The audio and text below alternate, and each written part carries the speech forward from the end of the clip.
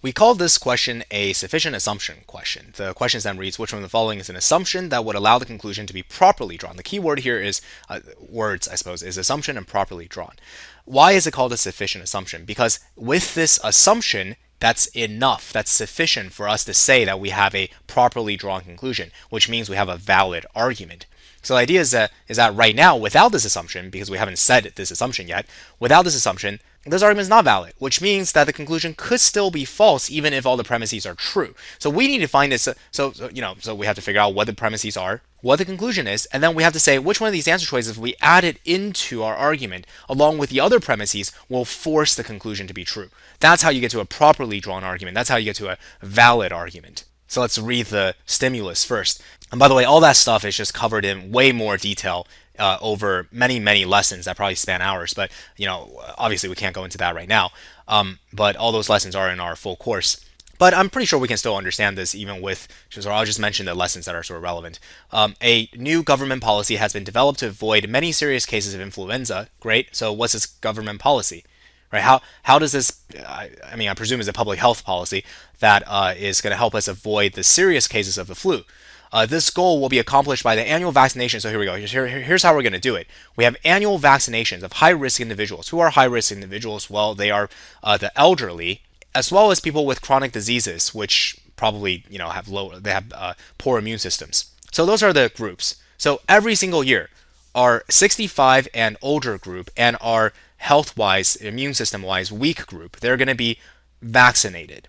And each year's vaccination will protect only against the strain of influenza virus deemed most likely to be prevalent that year. Okay, so whatever year it is, right, year one. In year one, the vaccination will protect. So how many, you got to think about how many different strains of flu virus are there? Maybe millions, who knows, right? But so what we're going to do is we're going to pick of the millions of flu viruses, we're going to be like this one right here. This is all the strains of like flu viruses. Right, in year one, what we're going to do in year one, we're going to say, hey, this guy's the guy we think that is most likely to be prevalent this year. So this is the guy that we need to watch out for. So we're gonna immunize you two against this guy. But from this, that's all the premises tell us. Right, that's all the premises tell us up to here, premises. But the conclusion is that so every year it will be necessary for all high-risk individuals, that's these two guys, for every year we have to give them a vaccine for a different strain of the virus. Wait, why is that? Why can't we give them the same vaccine every year? You see, how do we determine what vaccine these two groups get? Well, remember the process? The process was we asked our, I don't know who it is, person in charge of the CDC, and we asked this person, what do you suppose, what do you deem to be the most likely prevalent strain of influenza for year one? And he says this thing. So then we take this, make it into a vaccine, give it to them. Why can't it be this thing again? We asked him next year in year two, why can't he be like, in year two? Right? You see, we're saying that year two, it will be this thing that he picks, and he'll give a vaccine based off of this thing, this different strain to them. That's the conclusion. And then in each year it'll be a different one. Which that's making an assumption. The presumption is that he's not going to say, oh, you know what? Last year it was the avian flu. This year it's going to be the avian flu again. So give the same thing to them again. This is definitely not okay, because if this were okay, this whole argument falls apart. Right? See, so in every year, it's not true that in every year it would be necessary for high-risk individuals to receive a vaccine for a different strain. You see, so what they're presuming is that the person who's deciding what's the most likely prevalent strain of virus will decide each year that it's a different virus. He has to. And if he does, then our argument's great, but if he doesn't, our argument falls apart. So that's pretty much it. A says the number of individuals in the high-risk group will not significantly change. So that's like saying there's 10 million people in this group, and there's 10 million people in this group, and year to year it won't change very much. But that doesn't. Who cares? That doesn't. You see, that's completely irrelevant to the issue at hand, even though it sounds and reads very relevant.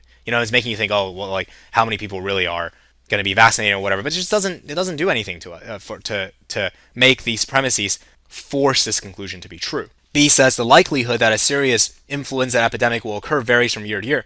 Well, I'm sure it does, right? This year, a serious influenza, the chance of it is 5%. Next year, it would be 10%. The year after that, will be 8%.